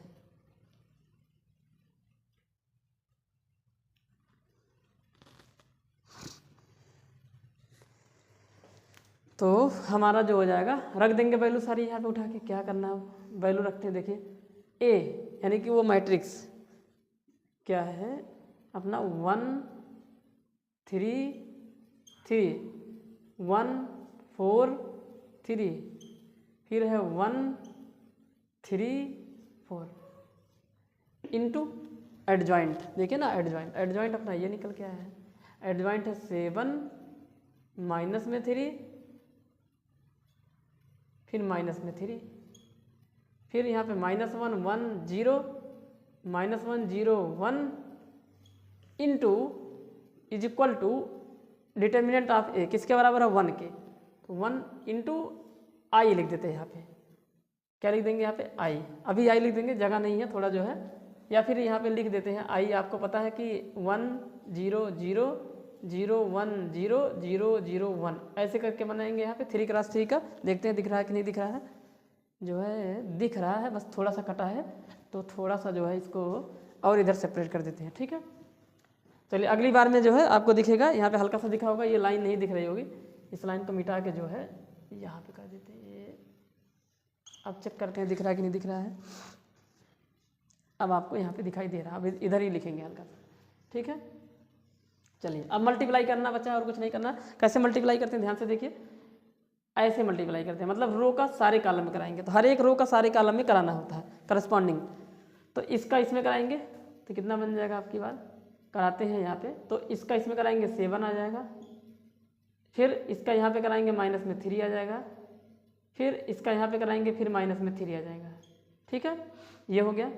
अब इस पहले ही रो का दूसरे कॉलम में कराएंगे तो कितना आ जाएगा यहाँ पे, इसका इसमें कराएंगे माइनस में 3, ठीक है, फिर इसका यहाँ पे कराएंगे प्लस में 3, फिर इसका यहाँ कराएंगे 0। अब इसी पहले ही रो का तीसरे कॉलम में तो माइनस में 3, ठीक, फिर यहाँ पे कराएंगे यहाँ पे प्लस में 0, फिर यहाँ पे प्लस में कितना 3। अब दूसरे वाले रो को सारे कॉलम में, तो दूसरा रो ये है, सारे कॉलम में कराना है, तो इसका इसमें प्लस में 7, इसका इसमें माइनस में 4, इसका इसमें माइनस में 3, ठीक। अब इसी का इसमें कराएंगे तो माइनस में 3 प्लस में 4, फिर माइनस में प्लस में 0, ये आ जाएगा, ठीक है। अब उसके बाद जो है इसी का इसमें कराएंगे तो माइनस में 3, फिर इसका इसमें कराएंगे प्लस में 0, इसका इसमें कराएंगे प्लस में 3, यहाँ पे आ जाओ, इसका यहाँ कराएंगे 7, हाँ, उसके बाद माइनस में 3, उसके बाद माइनस में 4, ठीक है। यहाँ पे आ जाओ, मतलब पहले ही रो का अब इस कॉलम में कराएंगे तो माइनस में 3, इसका यहाँ पे कराएंगे प्लस में 3, 4 का 0 में कराएंगे तो प्लस में 0, इसका यहाँ कराएंगे तो माइनस में 3, इसका यहाँ कराएंगे प्लस में 0, इसका यहाँ कराएंगे प्लस में कितना 4, और बराबर में हमारा आ गया कितना, ये हमारा जो आइडेंटिटी मैट्रिक्स है आइडेंटिटी मैट्रिक्स अपना, एक सेकेंड आइडेंटिटी मैट्रिक्स हमारा यहाँ पे लिखा जाएगा। थोड़ा जगह जो है कम है इसलिए यहाँ पे थोड़ा छोटा छोटा लिख रहे हैं, तो ये 4 है, कितना है ये 4, ठीक है, बराबर 1 0 0 0 1 0 0 0 1, ठीक है। अब क्या करेंगे, इसको थोड़ा सिंपलीफाई करिए, देखिए जब सिंपलीफाई करोगे तो ये दोनों बराबर आ जाएंगे तो प्रूफ हो जाएगा, तो ये 3 3 6 हो जाएगा और 7 से 6 जाएगा कितना आ जाएगा 1, ये -3 + 3 0 0, इधर 0 आ जाएगा, ये देखिए -3 + 3 0 हो गया, 4 3 7, 7 में से 7 गया 0, -3 + 4 1, -3 + 3 0, 7, ये जो जुड़ने पे 7 आएगा माइनस में, और ये प्लस का 7 है तो 0, ये इससे कट गया तो कितना आ गया 0, यहाँ पे कट जाएगा, 4 में से 3 जाएगा कितना आ जाएगा 1 आ जाएगा, और बराबर में है अपना जो है आइडेंटिटी मैट्रिक्स, यानी कि 1 0 0 0 1 0 0 0 1, तो यहाँ से ये बातें हमारी यहाँ प्रूफ हो जाती है। तो ऐसे करना है, ठीक है। तो कोफैक्टर वगैरह अपना निकालना होता है, तो इस तरह से हुआ हमारा जो है क्वेश्चन नंबर 6 का। कौन सा पार्ट है ये, क्वेश्चन नंबर 6 का जो है वो हमारा है ये सी पार्ट था ये, ठीक है। कौन सा पार्ट है ये, सी पार्ट। अब हम लोग बढ़ेंगे अपने क्वेश्चन नंबर 6 के डी वाले पार्ट में, ठीक है। देखिए क्वेश्चन नंबर 6 का जो डी पार्ट है उसमें कह रहा है कि prove that a relation R on natural number, यानी कि आर n क्रॉस n का मतलब हुआ कि natural number two natural number, यानी कि दोनों सेट नेचुरल नंबर के ही है, उन पे एक रिलेशन बनाया गया है, और जिसमें जो ऑर्डर्ड पेयर है वो इस प्रकार से है कि ऑर्डर्ड पेयर जो है वो खुद ऑर्डर्ड पेयर के फॉर्म में है। मतलब जैसे a, b होता ना, तो a एक एलिमेंट हो गया ऑर्डर्ड पेयर का, और b उसी एलिमेंट का दूसरा ऑर्डर्ड पेयर है, पर यहाँ पे ऐसा नहीं है, यहाँ पे एक ऑर्डर्ड पेयर एक एलिमेंट का काम कर रहा है, ठीक है। तो ऐसे करके यहाँ पे है, तो कह रहा है कि जो a, b है वो रिलेटेड है सी कामा डी से। तो हमें जो है कब रिलेटेड है, जब ए डी बी सी के इक्वल है। तो कह रहा है कि इज एन इक्विवेलेंस रिलेशन। तो हमें प्रूव करके बताना है कि जो रिलेशन है, यहाँ पे लिख देते हैं कायदे से, एक रिलेशन है आर जो कि natural number two natural number है। एक रिलेशन आर है, एक रिलेशन है आर जो कि कैसे natural number two natural number है। एक मिनट भाई, यहाँ पे थोड़ा सा ध्यान देना होता है। तो एक रिलेशन है आर,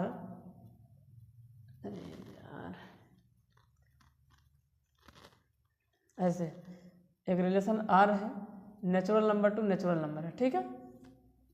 और इसमें कह रहा है कि दो एलिमेंट आपस में रिलेटेड हो जाएंगे। दो एलिमेंट कौन, एक एलिमेंट है ए कामा बी रिलेटेड हो जाएगा बी सी कामा डी से व्हेन ए सी, क्या लिखा हुआ है यहाँ पे, व्हेन ए डी यानी कि ये वाला इसके साथ प्रोडक्ट हो जाए और इक्वल हो जाए ये वाला इसके साथ के, A D equal to B सी।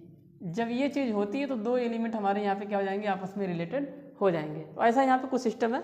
अब जैसे होता नहीं है यहाँ पे ऐसे, मतलब इसको अगर कायदे से लिखना चाहूँ तो इसका मतलब ये होगा कि जो आर होगा वो कुछ ऐसे दिखेगा। देखो ये ऐसे ए कामा बी कामा सी कामा डी ऐसे करके।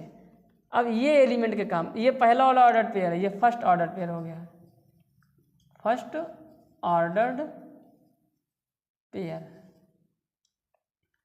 नहीं फर्स्ट ऑर्डर पेयर नहीं, गलत हो जाएगा,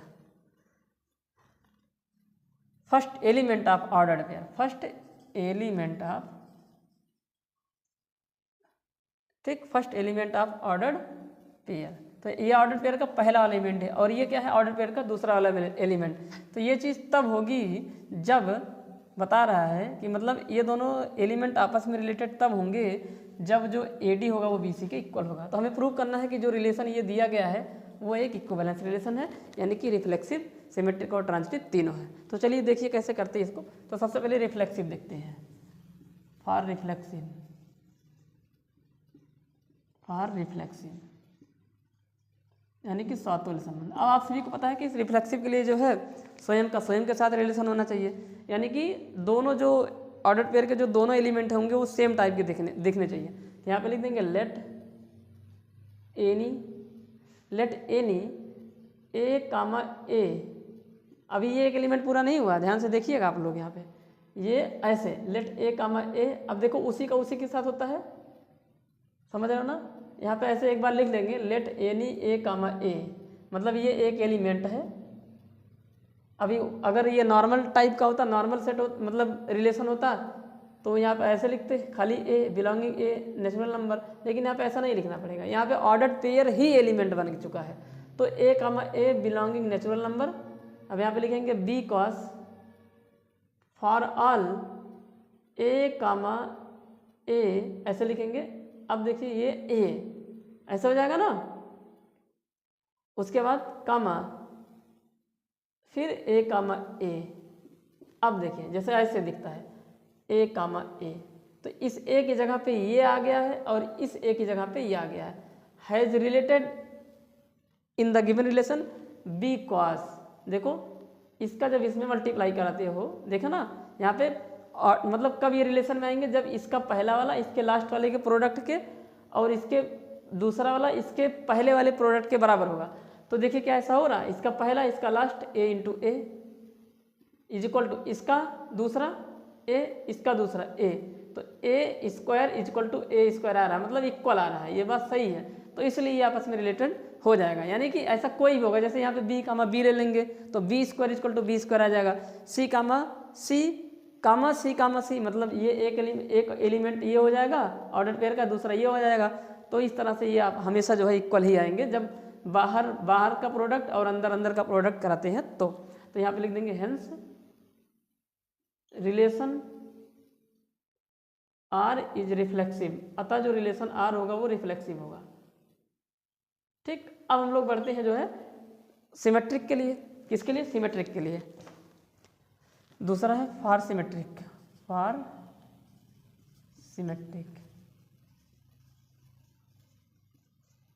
यानी कि सममित के लिए। अब आप सभी को पता है कि सममित के लिए क्या करते हैं, यहाँ पे एक बात दिखा देते हैं आपको। सममित के लिए लिखते हैं कि लेट ए कामा बी, ऐसे मान के चलते हैं let A comma B belonging in the relation. तब हमें प्रूव करना होता है, हिंदी में लिख देंगे, तब हमें प्रूव करना होगा B comma A belonging in the relation. तो ऐसा करेंगे। अब यहाँ पे देखिए A comma B order pair का पहला एलिमेंट, दूसरा एलिमेंट। यहाँ पे ऑर्डर पेयर का जो पहला एलिमेंट होगा वो खुद एक ऑर्डर पेयर होगा। ऐसा करके यहाँ पे बनाया गया, इसलिए यह थोड़ा सा टफ ये है। कंसेप्ट पे जाएंगे तो ये थोड़ा सा ही टफ, मतलब खाली ये इसके जो एलिमेंट है ना वो खुद ऑर्डर पेयर बन चुके, इसलिए ये थोड़ा सा टफ लग रहा है। तो यहाँ पे भी ऐसे मान के चलेंगे, मानेंगे क्या, लेट ए कामा बी, ये एक ऑर्डर पेयर है, belonging in the relation A comma B. अभी कंप्लीट नहीं हुआ, देखिए अभी भी गड़बड़ है, ए कामा बी मान के नहीं चलेंगे, ऑर्डर पेयर के फॉर्म में मानेंगे ना। अभी एक एलिमेंट कंप्लीट नहीं हुआ, एक ऑर्डर पेयर अभी कंप्लीट नहीं हुआ है। ऑर्डर पेयर कंप्लीट तब होगा जब उसके अंदर दोनों एलिमेंट आ जाएंगे। यहाँ पे लिख देंगे late A comma B comma C comma D. अब देखिए ये सही है वैसे, और इसे बड़ा सा ब्रेकर बना देते हैं, समझ रहे हो। अब ये एक एलिमेंट हुआ, मतलब ये एक ऑर्डर पेयर अब कंप्लीट हुआ, दो एलिमेंट आ गए, ये पहला एलिमेंट और ये दूसरा element. Is related in the relation. तो आप सभी को पता है कि अगर ये रिलेशन से रिलेटेड है, रिलेशन से बिलोंग कर रहा है, बिलोंगिंग इन द रिलेशन, तो इसका मतलब है कि इसके बाहर बार का जो प्रोडक्ट होगा, यानी कि जो AD होगा वो अपने BC के बराबर होगा। अब आप सभी को पता है कि अगर AB उस रिलेशन में बिलोंग करता है तो अगर BA भी कर जाए तो सिमेट्रिक हो जाता है। अब इसका उल्टा देखते हैं एक बार, तो मतलब उल्टा होना चाहिए, मतलब C कामा D आगे आ जाए और D कामा P। मतलब अगर हम यहाँ पे ये प्रूफ कर ले जाएं कि जो C कामा D है वो कामा A कामा B से अगर जो है ऐसे बिलोंग कर जाए रिलेशन से, तब हम कह देंगे कि ये सिमेट्रिक है। तो मतलब ये हमें प्रूव करना है, मतलब हमको लेके आना है क्या, कि जो BC है वो AD के बराबर है, उल्टा करना है ना यहाँ पे।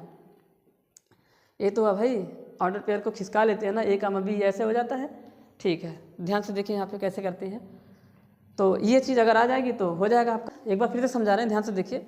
यहाँ पे आपको देखिए क्या होता है, यहाँ पे लिख के समझाते हैं। जैसे क्या होता है कि ए कामा बी अगर बिलोंग करता है रिलेशन से, तो बी कामा ए भी बिलोंग कर जाएगा, तो सिमेट्रिक हो जाता है। यही तो चीज़ है, तो यही तो आपस में बदल जाते हैं। तो यहाँ पे हमको जो है सिमेट्रिक चाहिए, तो अगर ये वाला ऑर्डर पेयर रिलेशन से बिलोंग करता है तो ये उठ के यहाँ चला जाए, वो उठ के वहाँ चला जाए। देखो यहाँ पे ये चीज़ आगे आ गई, ये पीछे आ गया, तो ये कुछ ऐसा हो जाएगा, तो ये सिमेट्रिक हो जाएगा। तो ऐसा कब होगा, जब C का B के साथ और D का A के साथ जो है प्रोडक्ट बराबर हो जाएगा। ऐसा यहाँ पे लिख देंगे, ऐसा जब, मतलब ऐसा तब होगा, ऐसा तब होगा, हिंदी में लिख देते हैं। कब होगा, जब जो CV है वो बराबर हो जाए DA के। CV किसके बराबर हो जाए, DA के। मतलब ये C comma D comma A comma B ये पूरा ऑर्डर पेयर रिलेशन से बिलोंग कर जाएगा जब ये चीज़ हो जाएगी। तो देखिए कैसे ये हो जाएगी, अभी ध्यान से देखिए यहाँ पे। तो कैसे करेंगे, ध्यान से देखिए यहाँ पे, इसको भी मिटाना पड़ेगा। और ये अभी हुआ नहीं, ये हमने आपको समझाया है, ऐसा उस चीज़ को देख के करना है। तो देखिए अगर AD अब यहाँ पे कह रहा है कि ये रिलेशन से बिलोंग कर रहा है, तो मतलब बाहर बाहर का प्रोडक्ट अंदर अंदर के बराबर होगा। तो अब क्या हम लोग इसको ऐसे रहने देते हैं AD को, और इस BC को हम लोग क्या CV लिख सकते हैं। तो आप लोग बोलेंगे लिख सकते हैं। तो अब ध्यान से देखिए, ध्यान से देखिए यहाँ पे। तो अब इसको अगर AD CV के बराबर है तो इसको सीधा करके दे देंगे। CV बराबर क्या हो जाएगा हमारा अपना यहाँ पे, अपना जो यहाँ पे हो जाएगा DA। देखिए पलट दी है, कुछ नहीं की है। अब ध्यान से देखिए, ये दोनों आपस में बराबर हैं, ये दोनों अगर आपस में बराबर हैं तो इसका मतलब है कि CV इक्वल टू DA। ये बराबर कब हो, अगर ये बराबर हो जाते हैं, देखिए यहाँ पे एक बार फिर से समझा देता हूँ कि अगर ये बराबर हो जाएंगे तो रिलेशन में आ जाएंगे ऑर्डर पेयर। कैसे, इसका इसके साथ और इसका इसके साथ ऑर्डर पेयर जो बनेगा वो रिलेशन में आ जाएगा। या फिर अगर रिलेशन में है तो ऐसा हो सकता है, यहाँ पे हमने उल्टा प्रूव कर दिया कि ये इसके बराबर है, तो इसका मतलब है कि ये इसके साथ और ये इसके साथ जो है ऑर्डर पेयर बना लेगा। यहाँ इसका मतलब होगा hence C comma A, C comma hence C comma क्या करना था, CD ना, CD करना ना हमको। तो देखिए यहाँ पे क्या हो जाएगा, तो इसको थोड़ा सीधा करके लिख देते हैं। ठीक है, देखिए कैसे। तो यहाँ पे जो है C कामा D चाहिए, तो DA को जो है हम AD लिख सकेंगे। DA को क्या लिख देंगे यहाँ पे, AD। एक मिनट AD हो जाएगा। तो हेंस C कामा D, ठीक, बड़ा सा बनाते हैं। ब्रैकेट बंद, ये ऑर्डर पेयर का पहला एलिमेंट, कामा बी कामा ए, बी कामा ए। तो चाहे बी कामा ए लिखो यार, चाहे ए कामा बी लिखो, बात क्या हो जाएगा, सेम ही होगा। ठीक है, तो ए कामा बी लिख दो या बी कामा ए लिख दो। ठीक है, तो सी कामा डी और बी कामा ए, यानी कि A comma B belonging in the relation, so this is symmetric, so this is symmetric. अतः सिमेट्रिक भी हो गया। अब ट्रांजिटिव के लिए ध्यान से देखिए क्या करेंगे। अब ट्रांजिटिव के लिए, अब आप सभी को पता है कि ट्रांजिटिव के लिए क्या करते हैं, यहाँ पे करते हैं ट्रांजिटिव के लिए, फॉर ट्रांजिटिव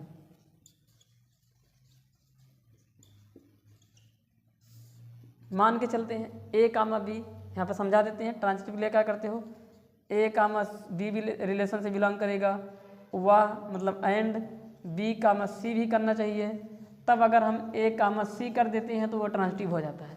तो ऐसे करना। अब देखिए दूसरा ऑर्डर पेयर जो बी से, मतलब जो पहला ऑर्डर पेयर जहाँ से खत्म हुआ वहाँ से बी शुरू होता है, तो ध्यान में रखना इस चीज़ को, ऐसे करना है। यहाँ पे लिखेंगे लेट एक ऑर्डर पेयर उठाएंगे, ए कामा बी अभी कंप्लीट नहीं हुआ है, यहाँ से ऑर्डर पेयर चलेगा, कामा ए कामा बी हो गया। अब यहाँ पे लिखेंगे सी कामा डी, अब एक ऑर्डर पेयर कंप्लीट हुआ। ठीक, तो A comma B belonging in the relation and, अब यहीं से शुरू होगा अगला वाला, एंड सी कामा डी, और यहाँ पे लिखना पड़ेगा E comma F belonging in the relation. तो अगर ये ऐसा हो रहा है तो यहाँ का जो ए डी होगा वो बराबर हो जाएगा बी सी के, एक तो ये हो सकता है। ठीक है, और ये दूसरा वाला हो जाएगा एंड जो सी एफ होगा वो बराबर हो जाएगा डी ई के। ठीक है, ये भी हो सकता है। अब हम लोग क्या करेंगे ना, एक दूसरे को उठा के डिवाइड कर देंगे यहाँ पे, तो ऐसे डिवाइड कर देंगे। देखिए कैसे, तो डिवाइड करेंगे तो बी सी के नीचे कौन जाएगा, सी एफ जाएगा, इक्वल टू ए डी के नीचे कौन जाएगा, डी ई जाएगा। ठीक है, तो देखिए सी से सी कट गया और डी से डी कट गया, तो क्या बच गया हमारा, B by F is equal to A by E. अब यहाँ पे क्रॉस मल्टीप्लाई कराओ तो ये हो जाएगा B E is equal to A F. अब देखिए हमको ई बी चाहिए था, यहाँ पे बी ई लिखा इनटू में है तो आगे पीछे कर लेंगे, तो यहाँ पे हो जाएगा E B is equal to A F. तो देखिए यहाँ पे रिलेशन क्या कहता है कि दो ऑर्डर पेयर रिलेटेड हो जाएंगे, दो ऑर्डर पेयर रिलेशन में आ जाएंगे यदि ऐसा हो जाएगा, यानी कि बाहर बाहर का प्रोडक्ट अंदर अंदर के प्रोडक्ट के बराबर होगा। उल्टा, अब ये उल्टा भी यहाँ पे चलेगा, अगर बाहर बाहर का प्रोडक्ट अंदर अंदर के प्रोडक्ट के बराबर हो रहा है तो ऑर्डर पेयर बना लेंगे और वो ऑर्डर पेयर रिलेशन से बिलोंग कर जाएंगे। तो क्या ऐसा यहाँ पे ई का एफ के साथ और बी का ए के साथ, यहाँ पे एफ के साथ है ये ऐसा और इसके साथ ऐसा, ऐसा है क्या, तो इसका मतलब हो जाएगा हेंस जो ई कामा एफ है ये कामा, फिर से कामा लगाएंगे ना यहाँ पे, ई कामा एफ कामा बी कामा ए, या उसी को ए कामा बी भी लिख सकते हो, A comma B belonging in the relation. So here हमने यहाँ पे देखा कि A comma B comma C comma A belong कर रहा है रिलेशन में, तो यहाँ पे लिख देंगे so the given relation is transitive.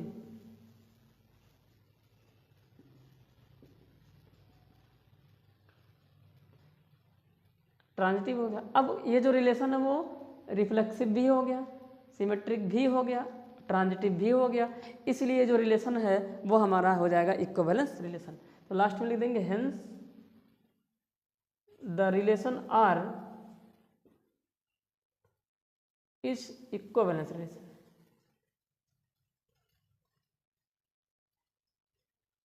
Equivalence relation, तो ये इस तरह से ये हमारा क्वेश्चन हो जाता है। ये थोड़ा सा गड़बड़ इसलिए है क्योंकि अब देखिए एक नॉर्मल होता तो वहाँ पे आपको ऐसे दिखता है एलिमेंट ए कामा बी, अब यहाँ पे ए के ही जगह पे ये पूरा ऑर्डर पेयर है, इसलिए थोड़ा सा जो है आपको समझने में प्रॉब्लम कर सकता है। बाकी इसमें कुछ नहीं है, पूरा का पूरा कंसेप्ट वैसे ही है जैसे एक नॉर्मल सेट के लिए यहाँ पे होता है।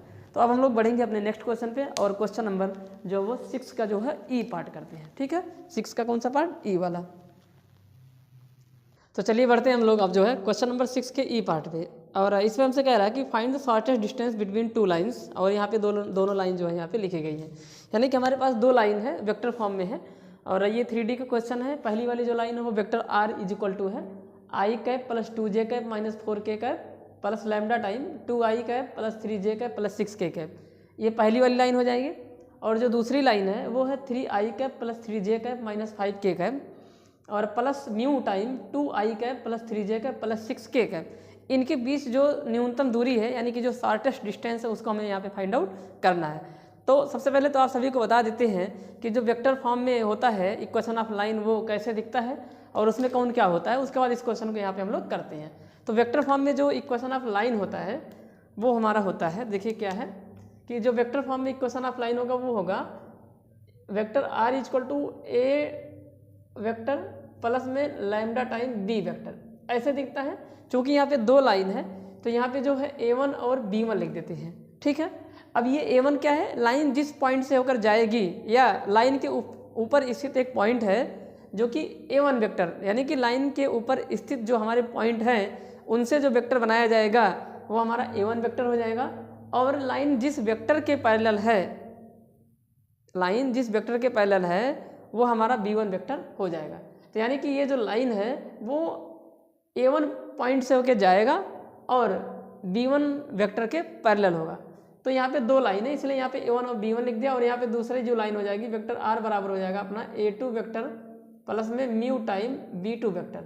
तो ये हमारा हो जाएगा दूसरी लाइन, यानी कि दूसरी लाइन पर a2 पॉइंट है और b2 वेक्टर के वो पैरेलल है। ठीक है, तो इसमें क्या होता है कि जब भी डिस्टेंस पूछा जाता है तो आपको पहचानना पड़ेगा कि लाइन कैसी है। लाइन हमारा अगर पैरेलल है, अगर लाइन हमारे पैरेलल है तो उनके बीच जो शॉर्टेस्ट डिस्टेंस होगी वो कुछ और होगी। जैसे अब आप सभी को कैसे पता चलेगा कि पैरेलल लाइन है? अगर आपको यहाँ पे b1 और b2 दोनों सेम वेक्टर दिखाई देंगे या b1 वेक्टर का जो स्केलर कंपोनेंट है और जो b2 वेक्टर का स्केलर कंपोनेंट है अगर उनका रेशियो सेम होगा तब दोनों लाइंस पैरेलल हो जाएंगी। दो केस हो सकता है, पहला या तो ये दोनों वेक्टर सेम दिखे या फिर इनके स्केलर कंपोनेंट का जो रेशियो होगा वो सेम होगा, तो दोनों वेक्टर क्या हो जाएंगे हमारे वहाँ पे पैरेलल हो जाएंगे। सॉरी, दोनों लाइंस वहाँ पे हमारे क्या हो जाएंगे? पैरेलल हो जाएंगे। और अगर दो लाइंस पैरेलल हैं तो उनके बीच जो शॉर्टेस्ट डिस्टेंस है उसके निकालने का फार्मूला अभी यहाँ पे हम आपको लिख के दिखा रहे हैं। तो यहाँ पे देखिए इस क्वेश्चन में जो है यहाँ पे दोनों सेम वेक्टर है, तो मतलब ये जो दोनों लाइंस है वो पैरेलल लाइन हो जाएंगी। क्या हो जाएंगी? यहाँ पे समांतर रेखाएं हो जाएंगी, पैरेलल लाइन हो जाएगी। तो इनके बीच जो डिस्टेंस होगा वो क्या होगा? तो सबसे पहले यहाँ पे हम अपना कंपेयर करके जो है यहाँ से कंपेयर कर लेंगे और a1 b1 a2 b2 की वैल्यू यहाँ पे निकाल लेंगे। तो कंपेयर करेंगे तो जो a1 हो जाएगा हमारा, तो वो जो ये वाला वेक्टर हो जाएगा वो हमारा a1 हो जाएगा। तो i कैप हो गया प्लस में 2j कैप माइनस में 4k कैप हो जाएगा, ये हमारा a1 वेक्टर हो गया। अब ये देखिए, अब ध्यान से देखिए, अगर ये दोनों लाइन पैरेलल होती हैं तो यहाँ पे हम आप सभी को लिख के दिखा देते हैं कि दो लाइन पैरेलल अगर होती हैं, यहाँ पे लिखेंगे if both lines are parallel, if both lines are parallel, अगर दोनों लाइन पैरेलल है देन वो दिखने में कुछ ऐसा होगा, then equation of line, equation of lines, तो जो दोनों रेखाएं होंगी वो दिखने में कुछ ऐसे होंगी। वेक्टर r इक्वल टू होगा a1 vector plus lambda time b vector, और जो दूसरी लाइन हो जाएगी वो हो जाएगी a2 vector plus lambda time b vector, यानी कि दोनों जगह b दिखेगा। ठीक है, या तो स्केलर कंपोनेंट सेम हो जाएंगे। तो यहाँ पे ऐसा ही कुछ है, दोनों सेम दिख रहे हैं, तो इसी वजह से जो है हम कंपेयर करेंगे। तो ये हमारा a1 वेक्टर हो जाएगा और जो हमारा b वेक्टर हो जाएगा वो यही हो जाएगा 2i कैप प्लस में 3j कैप और प्लस कितना हो जाएगा 6k कैप, ये हमारा हो जाएगा वेक्टर b। और जो a2 वेक्टर होगा वो हमारा हो जाएगा 3i कैप प्लस में 3j कैप माइनस में 5k कैप, और b वेक्टर हमारा यही हो जाएगा। यहाँ पे दोनों जगह सेम है। तो इनके बीच जो डिस्टेंस होता है वो निकालने का फार्मूला होगा डिस्टेंस बिटवीन, यहाँ पे लिख देंगे because both lines are parallel, या सीधा यहाँ पे लिख देते हैं डिस्टेंस बिटवीन बोथ लाइंस, और यहाँ पे लिख देंगे पैरेलल है ये, तो ये पैरेलल हो जाएंगे यानी कि समांतर रेखाएं हैं। तो इनके बीच जो दूरी निकालने का फार्मूला है वो d बराबर होता है magnitude of magnitude of B vector cross में A2 वेक्टर माइनस में A1 vector upon magnitude of vector B, और इन सब का क्या है, ये मॉड है। मॉड इसलिए कर देते हैं, अगर निगेटिव आएगा तो उसको हमको पॉजिटिव करना होगा, क्योंकि डिस्टेंस एक स्केलर क्वांटिटी है और जो कि निगेटिव नहीं हो सकती है। तो इतनी चीज़ें हमको यहाँ पे निकालनी है। तो सबसे पहले एक एक करके यहाँ पे निकालते हैं। तो हमको चाहिए A2 माइनस A1, तो हम यहाँ से निकालेंगे A2 वेक्टर माइनस में क्या A1 वेक्टर। तो A2 में से A1 को घटा देंगे, तो घटाइए A2 में से A1, तो जो है क्या बन जाएगा हमारा यहाँ पे, तो A2 में से A1 घटाना, यानी कि 3 में से 1 घटाएंगे तो कितना आ जाएगा यहाँ पे 2i कैप। फिर 3 में से 2 घटाएंगे, प्लस में कितना आ जाएगा j कैप। फिर इसको जब घटाएंगे -5 से इसको घटाएंगे तो ये बड़ा है, तो यहाँ पे माइनस में आ जाएगा अपना k कैप। तो हमारा A2 माइनस A1 आ गया। अब हम निकालेंगे B cross A2 minus A1। तो ठीक है, क्या निकालेंगे, B cross A2 minus A1।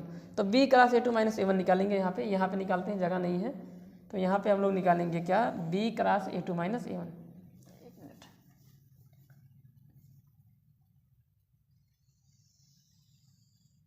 हाँ, तो हम लोग निकालेंगे यहाँ पे जो है B vector cross A2 minus A1 vector. तो A2 माइनस A1 निकल चुका है, ये है, और B वेक्टर हमारा जो है वो ये है। तो निकालेंगे, देखिए कैसे, आप सभी को पता है 2 वेक्टर का क्रॉस निकालते हैं तो डिटर्मिनेंट सॉल्व करते हैं। तो यहाँ पे आ जाएगा i कैप और यहाँ पे आ जाएगा अपना j कैप और फिर क्या k कैप, और B वेक्टर को पहले लिखना है। तो यहाँ पे अपना हो जाएगा 2 3 6, उसके बाद A2 माइनस A1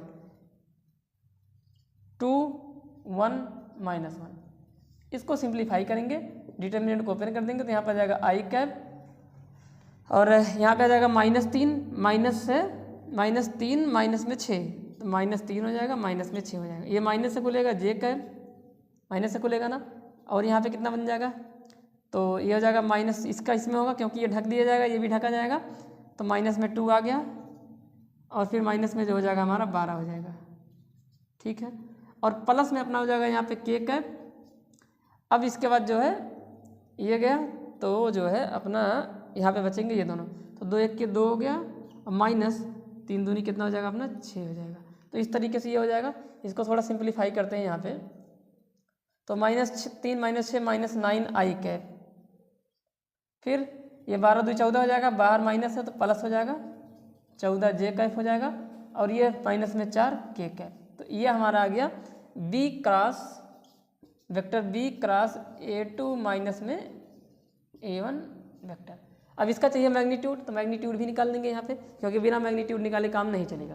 तो मैग्नीट्यूड को भी यहाँ पे निकालना है, तो जो है निकल जाएगा। यहाँ पे ऊपर मिटा देते हैं क्योंकि ऊपर आप समझ चुके होंगे, तो ऊपर जो है मिटा के ऊपर मैग्नीट्यूड यहाँ पे निकाल देते हैं। देखिए अब यहाँ पे सॉल्व करते हैं।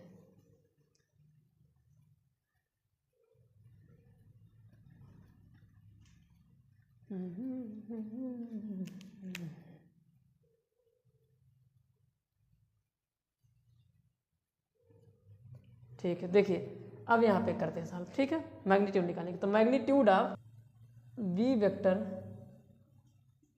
क्रॉस में A2 वेक्टर माइनस में A1 vector is equal to root के अंदर देखिए -9 का स्क्वायर प्लस 14 का स्क्वायर और प्लस माइनस में 4 का क्या स्क्वायर। तो यहाँ पे थोड़ा सा सिंप्लीफाई करेंगे, कितना आ जाएगा, -9 का स्क्वायर 81 प्लस यहाँ पे आ जाएगा 196 प्लस 4 का स्क्वायर 16 आ जाएगा, और इनको जोड़ लेंगे तो कितना आ जाएगा, यहाँ पे 6 6 12 और एक 13 के 3 आ जाएगा, और कैरी कितना आ जाएगा 1 आ जाएगा। तो 1 1 9 1 10 18 और 1 कैरी 19 हो जाएगा, और कैरी कितना हो जाएगा 1, और यहाँ पे 1 1 कितना हो जाएगा 2 293 आ जाएगा हमारा ये। अब हमको निकालना है वेक्टर B का मैग्नीट्यूड। तो वेक्टर B का जो मैग्नीट्यूड होगा वो किसके बराबर होगा, तो यहाँ पे ध्यान से देखिए, तो डायरेक्ट कर देना। यहाँ पे वेक्टर B का जो मैग्नीट्यूड होगा वो वेक्टर B हमारा ये है, तो 2 का स्क्वायर 4 3 का स्क्वायर 9 और 6 का स्क्वायर 36, तो कितना बन जाएगा अपना, तो हो जाएगा कुल मिला के 49 यानी कि 49, और इसका जो स्क्वायर रूट आएगा वो कितना आ जाएगा 7।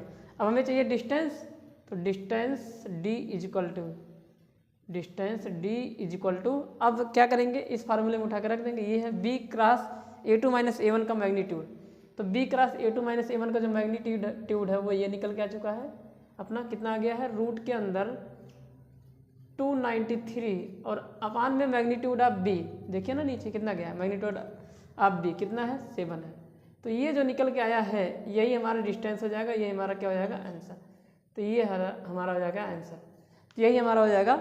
इन दो लाइनों के बीच जो शॉर्टेस्ट डिस्टेंस है वो रूट के अंदर 293 और अपान में कितना है 7 है। तो इस तरह से हो जाता है हमारा ये क्वेश्चन नंबर 6 का ई पार्ट।